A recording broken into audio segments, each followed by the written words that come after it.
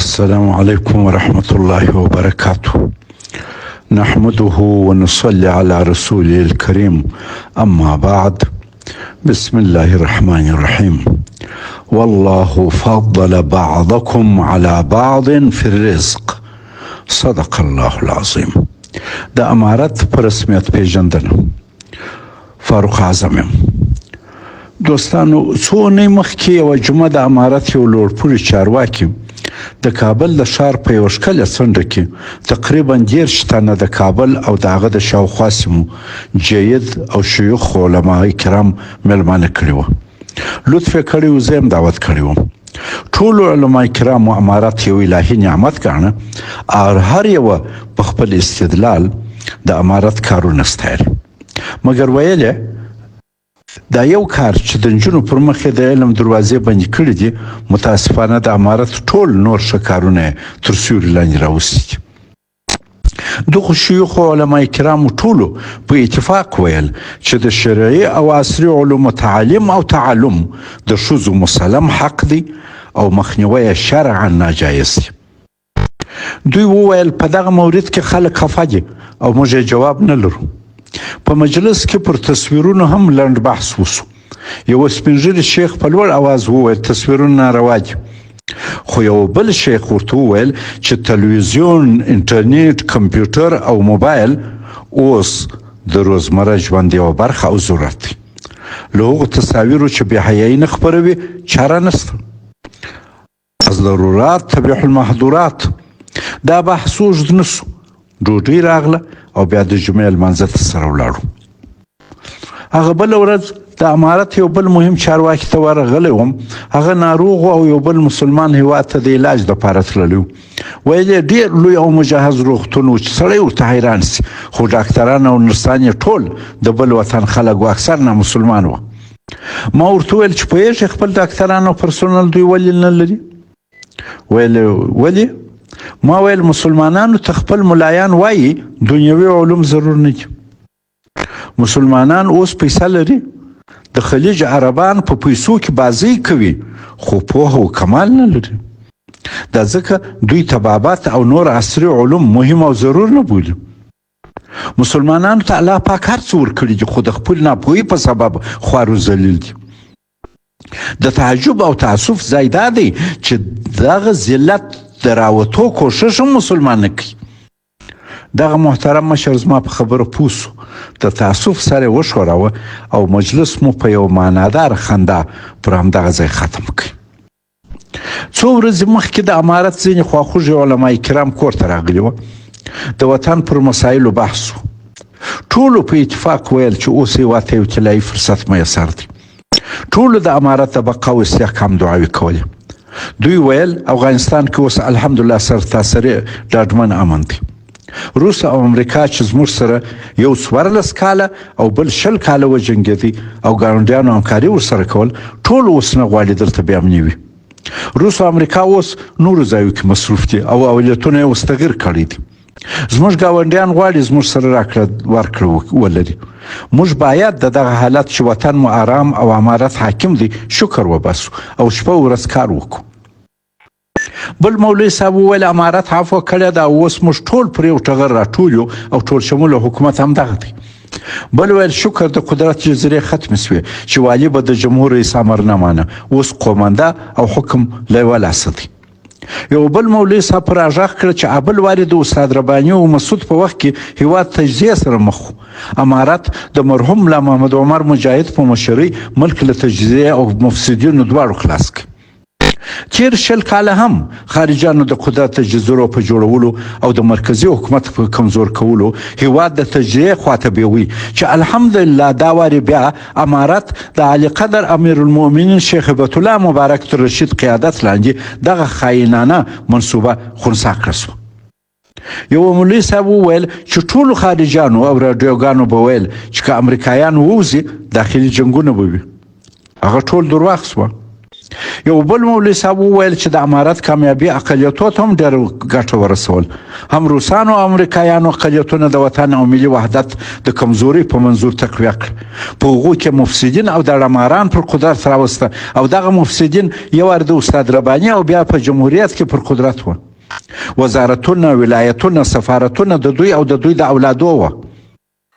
که امارت نه وای راغلی پر ازبک قوم به تر ابده دوستم او د دوستم اولادي حکم چلولی. پر ازاره به د محقق او خلیل مسیانو باچې کول او د تاجکو د نسلونو د مشرۍ ټیکه به د ډاکټر عبدالله قانوني عطا او نور د زامنو په قبضه کې وه. همدا اوس یو شمېر غولېدلي تاجک په احمد مسعود پسې ولي. هغه څه کمال لري بې له دې چې د احمدشاه مسعود زوی دی، بل یې څه کمال دی؟ پلار یې یو ناکام او د پردو سره سازشکار سړی و. کابل یې د خپل اقتدار په وخت کې په کنډواله بدل کړ. تېر 20 کاله د احمدشاه مسعود ورونه او نږدې ملګري د ټول هېواد حاکمان وه. وطن یې چور و برباد کړ. امارت راغی او دغه اقلیتونه دا قومونه د دوی اولادونه یې الحمدلله ټول له قومي تجارانو او سیاسي ټیکهدارانو خلاص کړ. فیوډالي او ملوک طوایفي نظام یې چې پردو تقویه کړي و ختم کړي. یو مولوي صاحب زما څخه وپوښتل چې صاحبه ته خو ډېره تجربه لرې او امارت ته ډېر مخلص هم یې، تا ته حالات معلوم دي. امارت خو ډېر ښه حکومت دی، ته یې پېژنې، نو دنیا یې ولې په رسمیت نه پېژني؟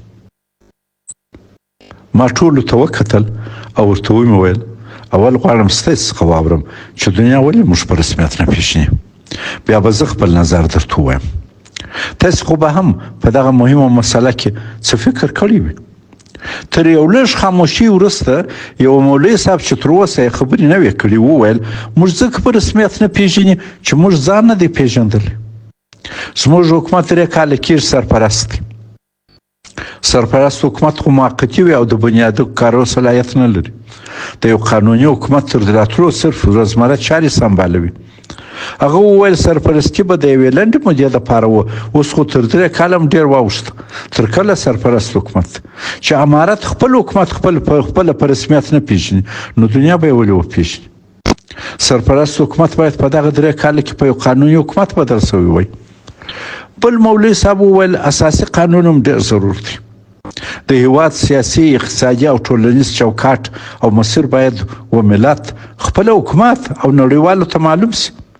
که دا اوس امیرالمؤمنین ووایي چې زه نور کار نه کوم یا یو حالت راسي چې دی نور کار نسي کولی، ځای به یې څوک نیسي او څنګه به یې نیسي؟ څه میکانیزم دی؟ په حکومت کې د ملت ونډه کمه ده او د ملت په وړاندې د حکومت مکلفیت او د ملت لپاره د یو روښانه مستقبل پروګرام کم دی. باید خلک په پوه سي، باید دا په یو ملي وثیقه کې تسجیل سي چې ټول خلک په پوه سي چې ملت چیرې بیول کیږي او څنګه بیول کیږي. د اساسي قانون پر سر ډېرې خبرې وسوې. یو ملا صاحب وویل چې قرآن کریم وي اساسي قانون ته څه حاجت؟ بل جواب ورکړي چې قرآن او سنت د قرآن او حدیث وه، نو امام اعظم ابي حنیفه مبارک چې تر موږ عالم او اتقا او د رسول الله صلی الله علیه وسلم زمانه ته تر موږ ډېر نږدې و، ولې فقه تدوین کړ؟ فقه خو د عبادات او معاملات او قضا او روزمره ژوند قانون دی. دا قانون یې ولې تدوین کړي؟ دا کار یې ولې وکړي؟ د هغه یارانو او نور امامانو بیا مبارکانو بیا ولې دا کار کاوه؟ ما مجلس ته وویل هغه د رسمیت پېژندو خبر خو پاته سوه. یو شیخ صاحب وویل چې زه ویرېږم چې دا طلایي فرصت چې په لاس راغلی دی زموږ د ناشکرۍ په سبب له لاسه خدای مکړه ووسي. ما وویل څنګه؟ هغه وویل هر وخت چې نړیوال موږ ته سره نږدې سي چې په رسمیت مو وپېژني له دې خوا یوه لغته ورسي، لکه یو مرموز لاس چې قصدا دا کار کوي. د ښځې د موضوع سره چې دنیا حساسیت لري، موږ د امارت له پیله له همدغه ادرسه هر وخت ملل متحد په ډبرو ویشتلی دي. یو وار مو د نجونو بې له شرعي مبرره له تعلیمه منع کړه، بیا مو ښځې له کاره منع کړې او اوس دا د حنفي مذهب خلاف د امر بالمعروف او نهي عن منکر قانون راووت چې د ښځې مخ او اواز دواړه عورت دي. او حتی مسلمانه ښځه به فاسق و کافر ښځې ته مخ نه ښي. چې 20 کاله نور تیر سي دنیا داسې حکومت چې ښځو ته د هغوی حقوق نه ورکوي او په سپکه ورته ګوري، په رسمیت نه پیژني. زموږ خلک هم په دغسې غیر شرعي اقداماتو ډېر ناراضه دي. امارت غیر حق د ملت و دنیا سره ځان په ټکر کې اچولی دی. یو بل مولوي صاحب په یوه ترخه خندا راغږ کړه، د امر بالمعروف او نهي عن المنکر دا وروستی قانون کې راغلي چې محتسب به معلوموي چې سړی خو به د خپلې ښځې سره لواطت نه کوي، باید سزا ورکول سي. اوس دا خبره باید وڅېړل سي چې دی به دا څنګه معلوموي؟ امارت به د خلکو د خوب په خونو کې کیمرې ږدي، د خودو خبرو راپورته کول او هغه بیا په قانون کې ځایول او رسمي جریده کې نشرول، د دې څه ضرورت و؟ سحاق خو د کتاب خبرې دي، که ضرورت سي مراجعه به ورته وسي. موږ باید په کلي کې د واز او د قانون ځای یو د بله سره وپېژنو. د څنګ مولوي صاحب ورته وویل په دې خبرو پسې مه ګرځه، زموږ ځینې چارواکي خپل وروسته پاته کلیوال ذهن ته د دین جامه وراغوندي. یو بل مولوي صاحب دا خبرې په لوړ اواز ورقطع کړې او زه یې مخاطب کړم چې د ملل متحد لاس خلاص چې په رسمیت مو نه پیژني، نه مو دې پیژني، رسمیت یې هېڅ اړ نه یو. موږ د ملل متحد سره هېڅ دلچسپي نه لرو. یو شیخ صاحب راته وویل ملل متحد څومره مهم دی، که موږ یې په خوله ونه کړو او په قانون یې ولاړ نه سو، آیا ضرر راته رسولی سي؟ ما ټول مجلس مخاطب کړي او ورته عرض مې کړه چې د ملګرو ملتونو مؤسسه تر 2م نړیوال جنګ وروسته په 1945 میلادي کې د جنګ فاتحینو امریکا، روس، انګلیس، فرانسه او چین جوړه کړه چې نړۍ ته یو نظم جوړ کړي چې بیا داسې جنګ پیښ نه سي او د دوی خلاف بیا څوک سر راپورته نه کړي. د دغې مؤسسې اهداف مې داسې ورته بیان کړل. د دې مؤسسې اول هدف نړیوال امن ساتل دي. د ملګرو ملتونو د مؤسسې یو مهم هدف دا دی چې د جنګونو مخنیوی وکړي او نړیوال کړکېچونه د خبرو ډیپلوماسۍ له لارې حل کړي او که ضرورت سي د حل لپاره د استجمې اقدام وکړي. خو د دې غټو طاقتو لاس آزاد دی که د خپلو ګټو لپاره جنګونو پر نورو غریبو هیوادونو تپي کولی سي. چنانچه پر موږ هم روسانو او امریکایانو حمله وکړه. د بشري حقوقو ملاتړ بل هدف دی. په نړیواله سطحه د بشري حقوقو، د اقلیتونو حقوق او د ښځو د حقوقو تامین او په دغه لار کې مرسته هم د ملل متحد د منشور یو برخه ده. خو که دا لوی طاقتونه په خپلو هیوادونو کې د اقلیتو سره بد کوي یا له ښځو د اشتهار د وسیلې کار اخلي یا بشري حقوق پایمالوي، لاس آزاد یو څوک نشته چې څه ورته ووایي. د جنگي جنایاتو په مقابل کې لازم اقدام. په دغه مورد کې ملګرو ملتونو مؤسسه خاص مقررات جوړ کړي دي. دا مؤسسه څو څانګې لري. د بشري حقوق کمیسیون یا د نړۍ په غریبو هیوادونو کې د بشري حقوق څارنه کوي. خو دا کمیسیون نشي کولای د غټو طاقتونو بشري سرغړونې وڅېړي او دوی ته سزا ورکړي. د نړیوالې همکارۍ لپاره تسهیلات. د ملګرو ملتونو مؤسسه جوړه ده چې د نړیوالې کشالې په شمول د اقتصادي، ټولنیز، کلتوري او بشري مشکلاتو ټول د نړیوالې همکارۍ له لارې حل کړي. دا کشالې به داسې حلیږي څنګه چې لوی طاقتونه غواړي. د خبرو لپاره یو چوکاټ جوړول. د ملګرو ملتونو مؤسسه د هیوادونو لپاره د ملاقات، د خبرو، تبادل افکار او جوړجاړي ځای دی چې هیوادونه خپل منځي مشکلات دلته او له دغه لارې حلوي. دا مؤسسه نړیوال تفاهم او باهمي همکارۍ ته لار د لویو طاقتونو تر نظارت لاندې هواروي. د ملګرو ملتونو مؤسسه اوس 193 غړي لري چې په سر کې 15 هیوادونه امریکا او روسیه، انګلستان، فرانسه او چین دي چې دغه مؤسسې او د ټولې نړۍ کنټرول یې په لاس کې دی. دوی زموږ د نړیوال کلي خانان دي. د ملګرو ملتونو مؤسسې په راس کې د امنیت شورا ده چې دایمي غړي همدا 15 هیوادونه دي او دنده لري پر یو هیواد بندیزونه ولګوي، مختلف فشارونه پر راولي او حتی زور استعمال کړي څو هلته د دوی د خوښ سوله او امن او بشري حقوق تامین سي. بشري ناورین ته رسیدګي. د ملګرو ملتونو مؤسسه د طبیعي پیښو په وخت کې لکه زلزله، سیلاب، قحطي، سونامي او یا جنګونو کې متضررو خلکو ته د خپلو ادارو له لارې بشري مرستې رسوي. نړیوال غذایي پروګرام او د مهاجرینو کمیشنري یونیسف همدغه مرستې د لوی طاقتو د هدایاتو سره سم تنظیموي. د ملګرو ملتونو مؤسسه په نړۍ کې د فقر او لوږې د ختمولو، ټول خلکو ته د تعلیم د زمینې د مساعدولو، ماشومانو سره د صحت، غذا او تعلیم مرستې او چاپیریال ساتنې کار کوي. دا مؤسسه غریب او خوار هیوادونو ته خپلې مرستې داسې تنظیموي چې تل یې تر کنټرول لاندې وساتي. دغه سبب دی چې د ملګرو ملتونو د مؤسسې په مرسته په ندرت یو هیواد بډای او مترقي شوی دی. غربیان ظاهرا موږ ته وایي چې تاسې په اولاد تعلیم وکړئ، خو حقیقت دا دی چې دوی زموږ په تعلیم، هوسایي او پرمختګ نه خوشحالیږي. دوی هیڅکله نه غواړي موږ پر خپلو پښو ودرېږو، اقتصاد مو قوي وي، توپ، ټانک، راکټ او اټومي بمان جوړ کړو. هغوی په زړه کې ډېر خوښ دي چې زموږ د اولاد پر مخ د علم دروازې بندې او د خرافاتو دا خلاصې وي. زموږ د دین او وطن دشمنان ډېر خوښ دي چې امارت کې یو شمېر کسان ووایي چې عصري علوم هېڅ په کار نه دي، هېڅ ضروري نه دي. د توپ، ټانک او راکټ علم څه کوي چې څه کوي؟ د خطر په وخت کې موږ ته راږغ کړي. که زمری در باندې راغی، پیر وننګوه چې هغه یې له لرې د اوداسه په کوزه در وولي. د کمونیستانو او روسي تجاوز په ټول 14 کلنه دوره کې چې زموږ ځوانان به د روسانو پر ټانکونو ورځغستل، یو مبارک ونه ویل چې ځوانه ته مور خور اولاد لرې، سنګر کې آرام کښېنه، زه دا ټانک په کوزړۍ در ولم. یو معنی له د لارې په کاشف لرې نه کوي. که نه زموږ 1.5 میلیون خلک به ولې شهیدان کېده او وطن به ولې کنډواله کېدی؟ د امریکا په 20 کال اشغال کې د یو استشهادي ځوان په عوض کې یو کوچنی پوسته هم په کوزړۍ چا ونه ویشتل.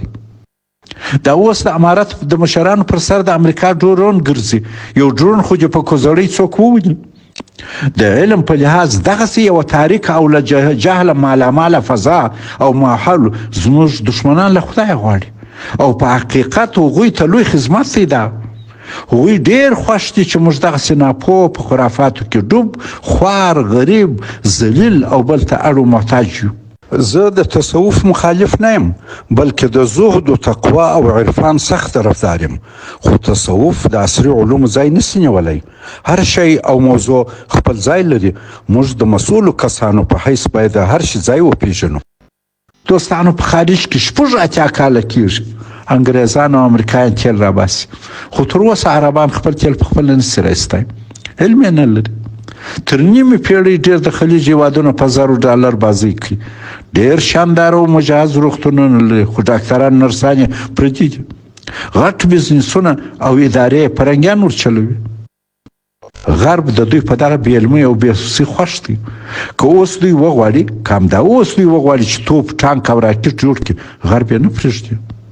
دوستانو، د ملګرو ملتونو د مؤسسې په باره کې تر دغه لنډ معلومات وروسته راسئ په دا خبره ما ورته ویل غور وکړو چې آیا امارت بې له رسمیت پېژندلو دوام کولی سي یا آرام موندلی سي؟ امارت کېدای سي موجود امن تر ډېره وخته وساتي، خو که په رسمیت پېژندنه نه وي نو د مشکلاتو سره خو به حتمي مخ وي. یو ځینې وخت مشکلات ډېر شاقه وي او ځینې وخت دومره داسې وي چې نه تحمل کېږي. اول امارات به د نړیوال انزوا سره مخ شي، په نړیوال تصامیمو کې به شریک نه وي او د کوم پرمختللي هیواد سره به د خپل هیواد د دفاع او اقتصادي پرمختګ لپاره تړونونه نه شي کولی. دوهم، اقتصادي مشکلات به ډېرېږي. نړیواله ټولنه به زموږ سره مالي مرسته نه کوي، خارجي پانګونه به نه سو راجلبولی او زموږ صادرات به نړیوال بازارو ته اسانه لار نه شي پیدا کولی. په امریکا او سویس کې به زموږ کنګل شوې پیسه هماغسې کنګل پاتې وي. بانکي نظام او د نړۍ سره راکړه ورکړه به همداسې لکه اوس مفلوجه وي. پانګونه او سرمایه ګزاري به مو د ګواښ سره لکه دا اوس مخ وي. د کار مسلکي او فني کدرونه به له هېواده وځي او ورځ په ورځ به زموږ مسلکي وړتیا کمزوره کېږي. د ملل متحد بشري، غذایي، تعلیمي او صحي مرستو ته به لاسرسی نه وي. د ځوان نسل بیکاري به دوام لري او عامه نارضایتي به ورځ په ورځ ډېرېږي. بیکاري او نارضایتي به داخلي ناارامي او بهرني مداخلې ته لار هواروي. بیا به بهرني مداخلهګر په موږ کې په اسانه او ارزانه ملګري او عسکر پیدا کړي، د ځکه ټول خلک به بیکاره او ناراضه وي. عامه نارضایتي به په امارت کې دننه چارواکو کې د حکومت پر دوام شک پیدا کوي. دغه شک فساد بیا ډیروي او بیا هر څوک حتی د حکومت لوړ پوړي چارواکي به په نامشهورو لارو د سبا د غم خوړلو په بهانه فساد کوي. فساد د حکومت موثریت کموي او عمر یې ورلنډوي. دریم، د نجونو پر تعلیم او د ښځو پر کار بندیزونو د امارت رسمیت پیژندنې کار ډېر ستونزمن کړی دی. د نجونو تعلیم او د ښځو کار نړیوال ټولنې ته سور خط دی. څو دا مشکل حل نه وي امارت په رسمیت نه پیژندل کیږي.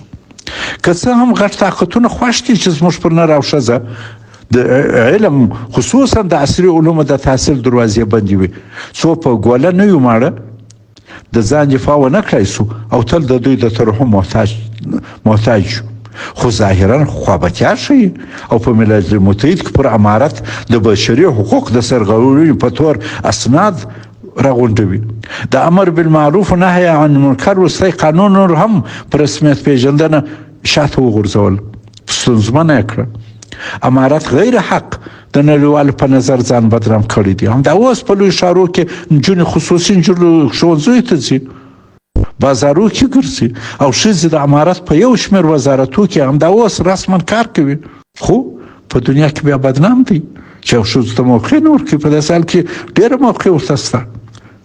په کال کې حد اقل 2 واره د ملګرو ملتونو مؤسسه د ښځو په وړاندې د امارت اقدامات غندي. دغه غندنې اقتصادي او سیاسي فشار ډېروي. ملل متحد د امارت سرغړونې شمیري یاداشت کوي او نړیوال په خبروي. د خپلو مؤسسو له لارې د نړۍ د خلکو اذهان د امارت په وړاندې خرابوي. 5م، خپلې مرستې د بشري حقوقو په رعایت پورې ملل متحد تړي. نړیوالې مرستې د امارت له لارې خلکو ته نه رسوي، وایي په رسمیت مو نه یاست پیژندلي. حتی زموږ د 3 میاشتې رئیس ته بشري مرستې نه ورکوي، وایي تاسې په رسمیت نه یاست پیژندل شوي. 6م، د ملګرو ملتونو مؤسسه د بشري مرستو په نوم د هېواد هر ځای ته خپل خلک استوي، د امارت کمزوریانې معلوموي، د وهلو ځای په نقشه کوي او که وغواړي د مرستو له لارې په ولس کې د امارت پر ضد تبلیغ کوي او د امارت مخالفین پیدا او تقویه کوي. 9م، د ملګرو ملتونو مؤسسه خلک موظف کوي چې له نړیوالو قوانینو د امارت سرغړونې ثبت کړي او وګوري چې نړیوالې بشري مرستو څخه خو امارت ګټه نه اخلي.